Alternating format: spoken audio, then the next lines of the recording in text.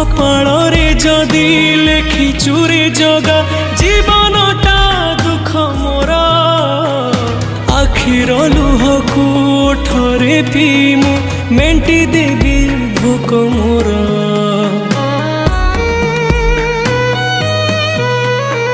सुख बोली गोटे कण अछि रे आज जाए जानिलिनी दुखर बोझकु एते जे लदिचु हसी टिके पारिलिनी तू हेलु बड़ दिया मु तोर केही नुह सेथिपाई जाळु मते देई दुखर निया तो पाई गढ़िछु सुना देउळ कालिया।